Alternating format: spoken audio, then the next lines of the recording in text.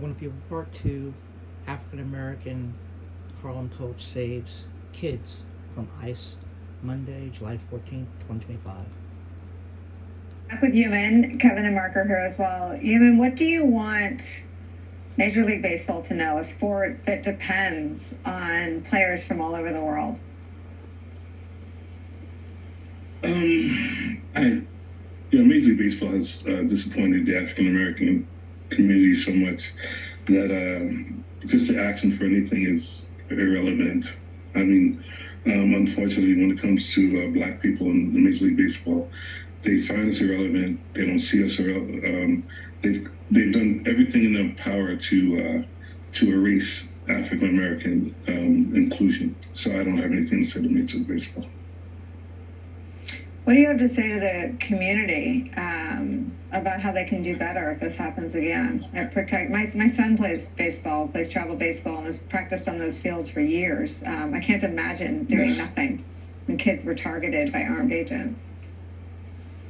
Well, I think the only thing we have to do, we have a professor right there who we have to teach kids about civics. We have to have our kids understand that the Constitution, no matter whether you are born here or you're here illegally, that you still have constitutional right.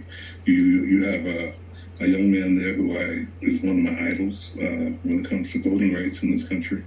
So we have to have people like him go out and tell people, and people who understand the Constitution, who can defend people's Fourth Amendment right, people's 14th Amendment right, people's right to be able to live in this country freely if they're born, raised, and have done nothing illegal to warrant any type of intrusion into their civil rights.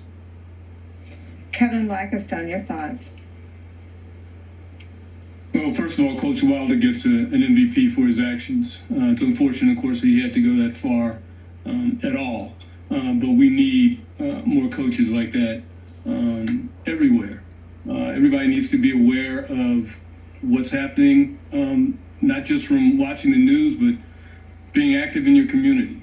And I'm one of those people that went out and I downloaded the Ice Block app.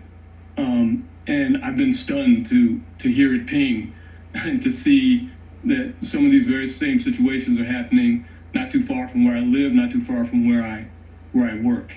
And it's really unfortunate that this situation has poisoned sports. You mentioned the All-Star game coming up. I think I counted a couple dozen Latin American baseball players who will be on the field for the All-Star game.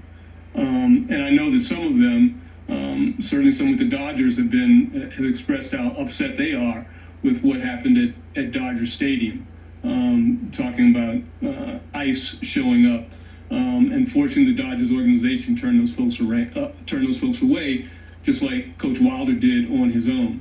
And so we need more of this, and it really is sad that it has injected itself into our sports culture. People want to tell you that sports and politics don't mix.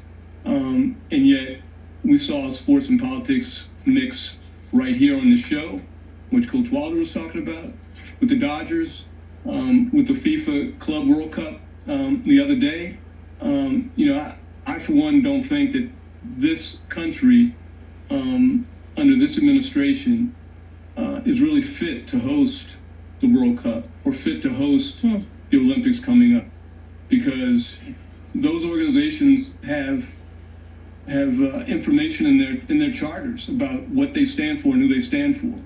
FIFA has an entire section about human rights, and yet Gianni Infantino, the head of FIFA, had the nerve to embrace President Trump the other day at the championship game of the Club World Cup. Someone who does not stand for human rights, but instead is trampling human rights. Yeah, including those of kids. Mark Elias, your thoughts? Yeah, look, you and I talk a lot on this show about what it is we all need to do to protect democracy. And Coach Wilder did it. Like, he is the hero of the story because he showed courage. And he was surrounded by cowards. The cowards who were staking out and approaching these kids with badges and guns should be ashamed of themselves. History will remember them for the cowards they are. The bystanders that the coach got so emotional about, what were they doing? You know, we all ask ourselves, what would we do if democracy was at stake? What would we do if we were facing injustice? What would we do if our children were being threatened? Well, those bystanders told us what they did. They did nothing. They are the cowards too. And we are only going to get through this part of history. We are only going to make it through to the other side if we have more people who are willing to take a stand like Coach Wilder did, and fewer people who will go along and get along and not stand up and do what is right. And finally, I'd add this for Major League Baseball. You know, in 2021, you told us that the voter suppression laws in Georgia were bad enough for you to move the All-Star game. Where are you today? Where are you, Major League Baseball? Where are you, the billionaire owners of these sports teams, when democracy needs you? Why aren't you supporting those kids? Why aren't you supporting your players? Why aren't you speaking out in favor of democracy? Because you're cowards also. Herman, you want a last word on this, Herman? My only fear is the gateway. You know, there's a gateway drug to things, and the gateway is, now do we take kids who are going to predominantly Latino schools. I'm in Washington. I'm in Harlem, but I'm close to Washington Heights, where Manny Ramirez, Rod Carew went to high school. It's 98% Latino. Lupion is another school that is predominantly Latino. Now do ICE agents go to those schools and demand those kids out? And now when their mothers and fathers come and try to pick them up, do they detain these parents now? So it's a slippery road that deals with a lot of things that we have to be very conscious of. And that's why we have to have people speaking up, and we have to have a better way to do this stuff. You know, I'm no fan of any of this, but I'm also a fan of the fact that we can be better as people and we can protect people. And the only way you can protect people is understanding that the Constitution we have to rely on that, and we can't cherry pick it. We can't take people's First Amendment, Fourth Amendment, Fifth Amendment right, but yet you want to hold on to your Second Amendment right, and that's to your old God. But we're willing to take rights from other people and not care to have a concern. We have to care about people, young people.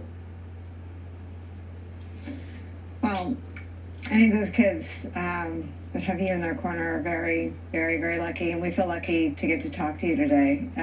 Please come back anytime. Anytime. Thank you so very much. I appreciate it. Herman Wilder. Yeah, Be blessed. Herman, Kevin, and Mark. My favorite conversation in a very long time. Thank you very much, all of you. When we come back, Donald Trump. One race, human race, we're all human.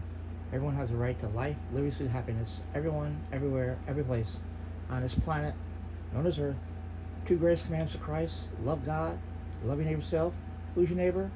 Person fell among thieves. The pastor looked the other way, walked the other way. The deacon looked at the person, then went the other way. Samaritan, half Jewish, half Arab, half Jewish, half Ghazian, half Jewish, half West Bank, had compassion, concern for the person, took care of that person.